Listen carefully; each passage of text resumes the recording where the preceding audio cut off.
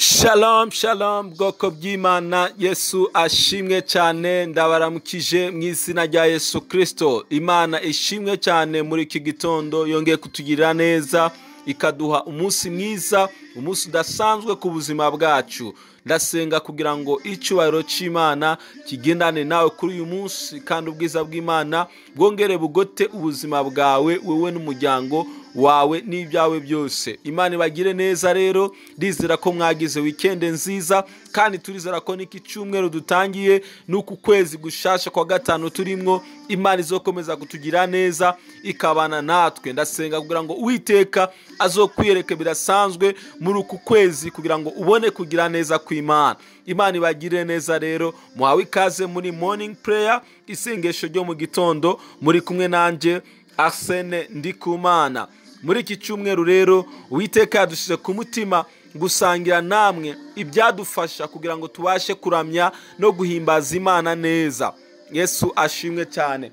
Ni kenshi dufata umwanya wo kuramya Imana, umwanya wo guhimbaza cyangwa se gutazira Imana, ariko rimwe na rimwe hari igihe tubikora nabi kubera ko tudasobanukiwe uko ibintu bigomba gukorwa. Rero muri iki cyumweru tuzogenda twiga ibihe byadufasha kugira ngo tubashe guhimbaza Imana neza, kugira ngo tubashe gutazira Imana neza. Abantu benshi bibaza ko guhimbaza cyangwa se gutazira Imana ari ugucomeka ibyuma bya muzike, bakavuza za gitari, piano, ingoma n'amajwi meza, bakibaza ko birangirira bigarukiraho. Oya, ahubwo kuramya Imana birenze ibyo. Yesu ashimwe cyane. Muri iki cyumweru uzobane natwe, uziga byinshi cyane ku bijyanye no kuramya Imana, kandi ndizera ko Uwiteka azotugira neza. Mureke dusome ijambo ry'Imana riri budufashe muri kino gitondo, kugira ngo twongere nanone turisengeremwo. Ndasaba kugira ngo uze gufata akanya gahagije ko kubana natwe.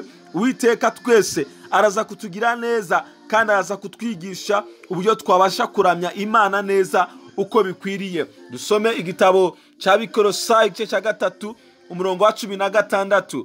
Bibiliya avuga ngo ijambo rya Kristo ribe muri mwebwe rigwiriye. Yesu ashimwe cyane. Uyu munsi turaza gusenga dusomye twifashije rino jambo, ngo ijambo rya Kristo ribe muri mwebwe rigwiriye. Yesu ashimwe cyane. Naje gusobanukirwa ngo ntabwo ushobora kuramya Imana, ntabwo ushobora kuramya Kristo, ntabwo ushobora guhimbaza cyangwa utazira Imana cyangwa utazire Kristo utamuzi neza, utamusobanukiwe, utazi ibyo Imana ikunda, utazi ibyo Yesu akunda, utazi uko ijuru rikora, utazi systeme y'Imana uko imeze. Ntabwo ushobora guha Imana icyubahiro, ntabwo ushobora guhimbaza Imana utayizi, utarayimenya.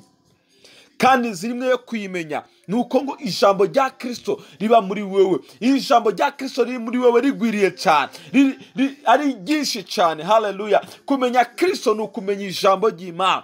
Kumenya Imana ni ugusoma ijambo ry'Imana. Kumenya Imana ni ukwitabira amateraniro, ni ukwitabira za Bible studies zitandukanye, ukiga ijambo ry'Imana, ukinjira deep ukarisobanukirwa, kugira ngo ubashe kuramya uhimbaza Imana. Nuko usobanukirwa icyo Imana iri, ibyo Imana yakoze, ibyo Imana ikunda. Ibyo rero ntabwo ushobora kubimenya ijambo rya Kristo ritagwiriye muri wowe.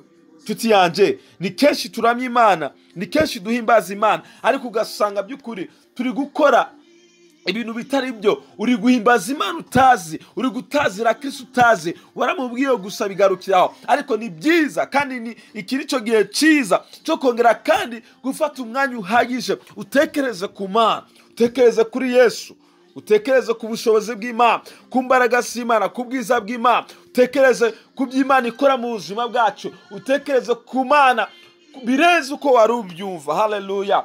Impamvu abantu benshi bazi imbere y'Imana ukareba uburyo bari kwiramya, ukabona nyene babifasha ibintu bisanzwe, nuko batarasobanukirwa Imana yacu uko iteye, nuko batazi ubwiza bw'Imana, nuko batazi imbaraga z'Imana. Iyo umashije kumenya Imana, iyo umashije gusobanukirwa Kristo, ugasobanukirwa ubwiza afite, ugasobanukirwa imbaraga afite, ugasobanukirwa urukundo rwe, ugasobanukirwa kugira neza kwe, iyo umaze kubisobanukirwa bino bintu, nshuti yanjye, ntabwo wasubira kuramya Imana uko ubikora. Ndagusaba rero kugira ngo usubire gufata ibihe bidasanzwe, wige umedite cyane ku Mana, umedite cyane kuri Kristo, umusobanukirwe, umumenye kurushaho. Niko kuramya kwawe kuzagira agaciro. Icyo gihe uzotangura kuramya Imana uyizi neza, uzotangura kuvuga gukomera kw'Imana ubizi neza, uzovuga imbaraga z'Imana ubizi neza. Kubera iki? Kubera ko ijambo rya Kristo ryagwiriye muri wewe. Mureke dusenge muri kino gitondo, dusaba Imana dusukemwo umwuka wayo wo gusoma ijambo, wo kumedita ijambo, tugafata ibidasanzwe byo kwiga ijambo ry'Imana kugira ngo tubashe kuramya Imana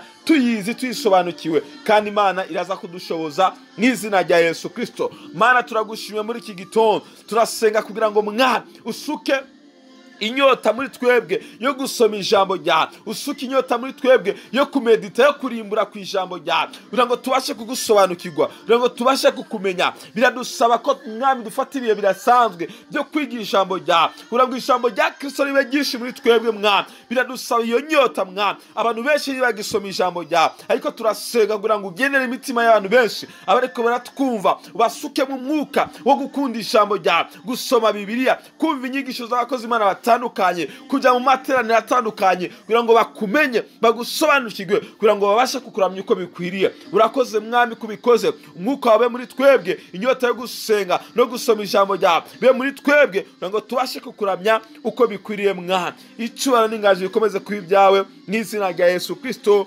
Amen. Uwiteka bagire neza, mugire umunsi mwiza, icyubahiro cy'Imana kibane namwe aho muza kuba muri hose. Mwarahezagiwe. Shalom shalom.